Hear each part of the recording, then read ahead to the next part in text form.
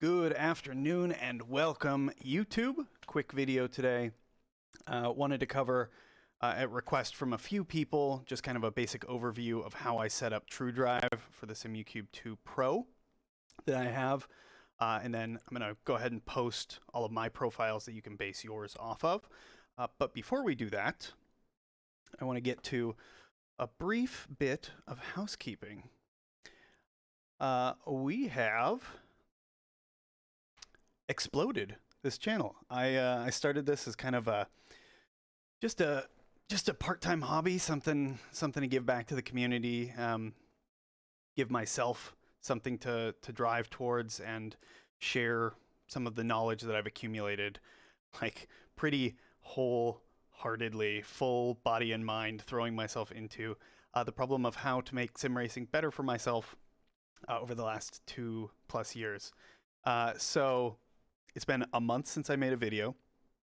That last one was the current up-to-date hardware rig tour. In that last month, just in the last 28 days, a little bit more than that since I made the last video, my total view count has gone from something like 3,500 to over 10K. And my subscribers have gone from 40, which is modest, to a still modest 101, but that's more than double the amount of subscribers in the last month, and that is more than double the amount of views on my channel for all time. So that's amazing. I'm really pleased to see that people are out there and watching and enjoying this content. I've been responding pretty aggressively to everyone that leaves questions. So feel free to shout if you have any more. Being at 100 subscribers, that does give me the option to brand the channel, so I might think about moving the channel out of my literal name to something with a little bit more of a brand on it. I typically, outside of iRacing, go by Nerd to the Wise online, which is an old play on words and kind of the result of a failed blog attempt a decade plus ago. So that might be what I'd call it. I'm not super thrilled about the such and such racing, generic racing YouTube channel names, and I'm not sure I want the channel to be entirely racing focused, but if you have a second and you have an opinion, leave a comment below. Help me figure out the direction that we want to take this. That said, let's go ahead and open up TrueDrive. That is not TrueDrive, that is SimHub.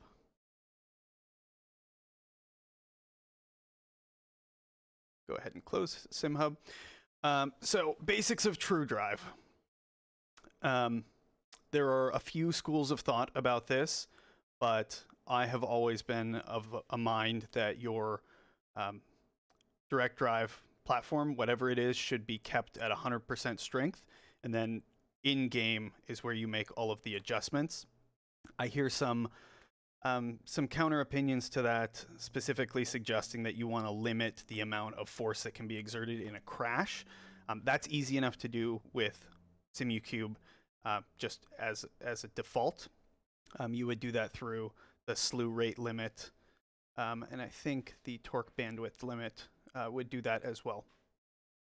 But that said, I keep my iRacing profile on the Newton meters. You change that in the app.ini file. It's 25 Newton meter wheel. In general, I'm racing somewhere between 27 Newton meter and 41. Maybe on an endurance race, I'll back it all the way off to around 50. The way that works is it's 25 divided by that number. So 50 Newton meters in iRacing would be exactly 50% of that 25 Newton meter number, or 12.5 Newton meter maximum force output. So in general, I'm keeping my output around the 30-32 mark probably, which is around 70 to 75, 80%, which is somewhere in the 20 Newton meter range. That's what works for me. I think I run my feedback a fair bit higher than most people do. But you're missing a lot of bodily and physical cues in the sim that have to come through the wheel, and I find the higher the force feedback, the better I'm able to feel that bite point where the tires are really gripped up versus where they're still allowing a little bit of a slip angle through the corners. So I'll go through my profiles. I'll start with the Skippy because it's my long-standing most driven car. Steering range 900 degrees always. Overall strength 100% always. Bump stop range 900 degrees. You might add a hair to that. Bump stop feel, I have all of mine set on hard. That means when you hit the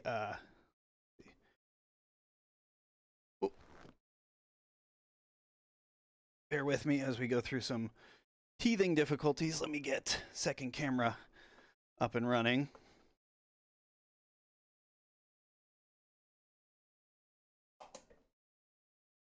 But that means when you hit your far point of the rotation, you hit a very deliberate wall, as opposed to more of like a kind of squishy feel. I find that helps. You're not at the outside range of the rotation a lot, but when you are, it helps know exactly where that wall is. Simucube force reconstruction filter. It's my understanding that this is basically the liveliness of the wheel. So for the Skippy, I want to feel a lot of what's going on. So I have it set pretty low. 3 on the Skippy. If we go to, let's do something more mellow. The 911 GT3 Cup, I have it 6. So a little less twitchy. Let's see where I have the Radical, which is in general a very twitchy car. Yeah, 5, but that is exerting a lot of moment-to-moment force, whereas the Skippy is not throwing a whole lot of feedback through that. So I can afford to run the Skippy at a faster, more twitchy rate, but because it's not throwing that much at me. In the Radical or in something like the Dallara P217, if you watch the Sebring video from a little while ago, you can see how lively that wheel is through the corners, especially at Sebring. I had that on 7, and it's still that lively, and I had my damping and friction down quite a bit, and I'll get to that in a second. So let's go back to the Skippy. So torque bandwidth, almost always I'm going to run this unlimited. I haven't put a whole lot of thought into what this does, but it's just slowing down what the wheel can throw out. So I'm not going to cover that much. Damping the amount of force that is exerted through the corner. I generally, it very much depends on the car, how iRacing's telemetry for that car is feeding data and how strong that data is where I put this. But if we look through a couple examples, Skippy's at 15, F3 is at 30, Lotus 79 at 30, Radical at 30, so open wheel, high downforce stuff, a fair bit higher. Cup car at 20, P217 is low because that car just throws an insane amount of feedback at you regardless of how you have it set up. And then GTE 20. So somewhere in generally the 20 to 30 range is where I set that. Friction is just the amount of weight in the wheel when turning with or without damping active. That is just a by-car feel. The Skippy, probably in real life, has a little bit higher friction than I run, but I kind of want it to have a slightly looser feel. I'm running it at such high feedback levels anyway that the damping kind of takes over even at that lower level, but I want it to be a little bit lighter so I can flick it a little more aggressively through corners. Whereas something like the Radical, where it's a super lively wheel to begin with, and I want to be putting a lot of force into the wheel. I've never gotten a chance to drive a car like that. That is, from every bit of research that I've done, all of these really are set up for the very most part as close to real world forces as I can approximate, having ever driven them. So friction is overall weight of the wheel. Inertia, inertia is when you turn the wheel, how much kind of weight that carries, how much momentum that carries. So when you stop turning it, how much it continues to carry, or how much movement it takes to get it turning in the first place. Specifically, the use for this in iRacing is stopping oscillation. So let's say you get something like the IndyCar is notoriously bad.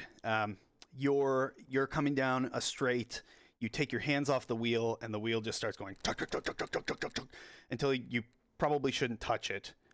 Inertia, the higher you crank that up, it will stop that feedback.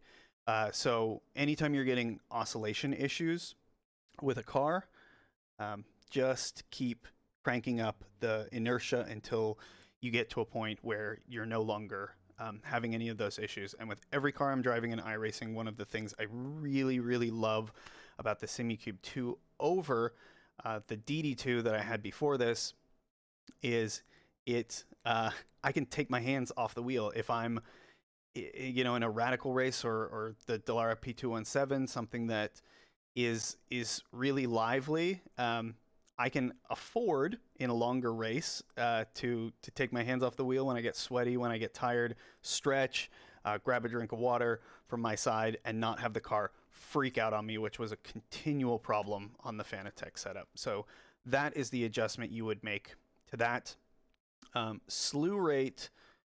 Static force reduction is something that is monumentally useful. The Fanatec platform didn't have it when I was still in there. I understand that they've added it at this point, but I can't confirm that. Static force reduction is the holding cornering force. So let's say you take something like the F3. I will play with this over time, but the F3 and the Radical both have a very high static holding rate.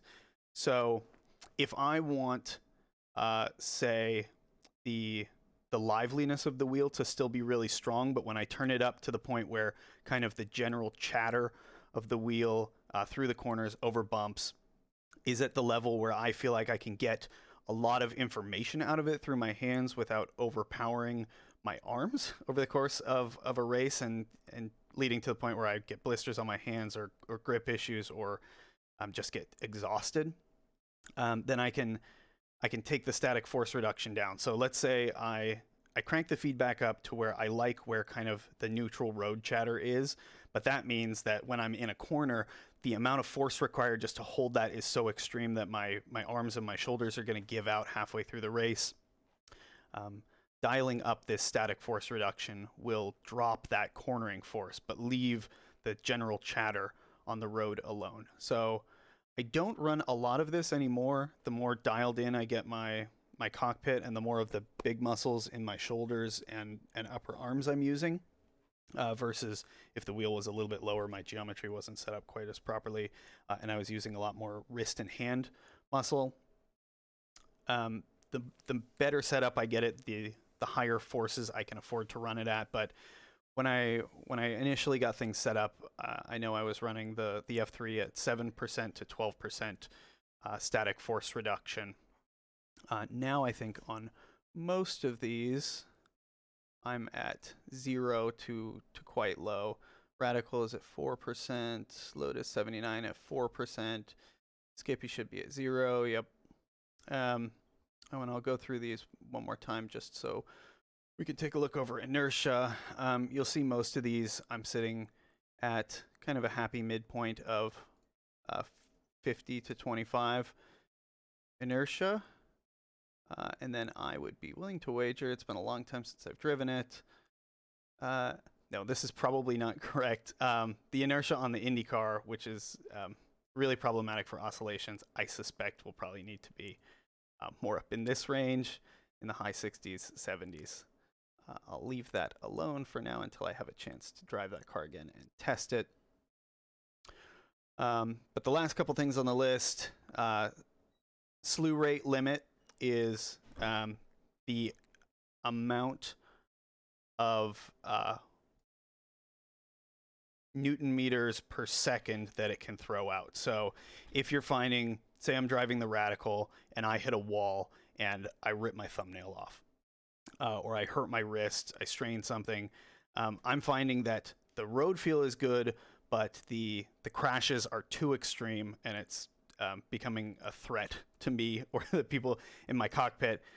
You can dial this down, and that will just limit the maximum speed at which the wheel can change direction or accelerate. So in general, I will leave this alone, but that's there if you are feeling threatened. Maybe you're new to force feedback, you don't know to take your hands off the wheel. Maybe you have just been burned in the past. This will probably reduce some of the real world force effect, some of the like close replication you would get to the real world, but it is there as an option. And then ultra low latency mode. It's my understanding that this is kind of how TrueDrive is interpreting the telemetry given to it by the game.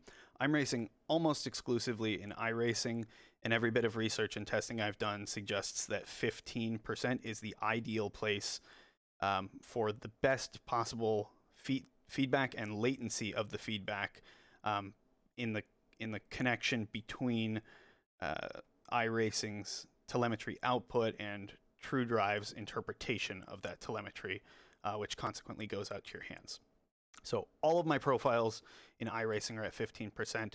I'll let you do research for other games or sims if you're playing them. I dabble in a little bit of stuff, but iRacing has just kind of always been where it's at for me, personally. The rest of this stuff, I've never messed with a peaking and notch filter, so I won't speak to that. And then direct input and fine tuning, it's my understanding that this does not work at all with iRacing, period. The last couple things I'll cover, this wheel icon, it is possible to change if you so desire. You can Google how to do that. Wireless wheels, I do have one, but that's pretty self-explanatory. I really like the Asher one that I have. The settings page, I have all of the audible notifications turned off. I can't hear them anyway when I have game audio running, because I run that at a very high level as well. I want to be as saturated in sound as I can. Hands-off detection, I don't fuck with at all. USB suspend and recovery support, I haven't had issues with that, so I've left it off. Check that your firmware is updated. Check that TrueDrive is updated. I don't believe TrueDrive has any sort of auto update functionality, so good idea to periodically go out to Granite Devices website and check. And then the last thing I'll leave you with is I disable high torque mode. I'm going to enable it again, and I'm going to show you something. If you scroll all the way to the bottom, and then you watch this countdown timer, 3, 2, 1, that will allow you automatic activation on each start, so you don't have to clear this silly menu every time. Maybe not a good idea if you have kids in the house or other people who are around. Just me and my wife, and there's no chance in hell she's touching this. She has no desire, so I don't feel that she's under threat. When you activate this, you'll get a little warning that says don't be an idiot, and then I'll activate it automatically. And in general, when I get out of the cockpit, I'll reach down here to my kill switch, and I'll just tap that. You'll see when I do so that e-stop is pressed, is on. Apart from that, I leave the wheel on 100% of the time. If you turn it off with the kill switch just by itself, it doesn't actually do anything. It's just going into the same standby state it was in before. So I haven't worried about that at all. I need to get a drink of water, so I will wrap this up here. In the description for this video, I will have a link posted to my Google Drive where I will share this current set of profiles. If you have questions, feel free to ask. I am super active on replying to any of those as they come in. But otherwise, you know, just experiment with anything like this. Get in the car, change some settings, do a couple laps, isolate changes as you make them. So isolate the force reconstruction filter, do a couple laps at the extremes. Start at 7, go to 3, and then figure out where in the middle you want to sit. Same thing with damping, same thing with friction. And then inertia, the best way to test that is down the straight on a lively wheel. Keep turning that down. I still haven't to this point done a whole lot of kind of nitty gritty minutia testing for what effect that has in the corner. But that's kind of the methodology that I use. If you have suggestions for what you'd like to see me do a video on next, I think on my chopping block is how to do how to test and set up and configure the vibration motor feedback within SimHub, how to figure out where your ideal frequencies are for what shaker, what effect you want to map to that, and how to make that clear what's going on so you can read the information coming through your hands and your butt and your feet and figure that out. But if you have other suggestions, let me know. Otherwise, thank you so much. Really excited to see the channel growing. Keep it up, and I will see you soon.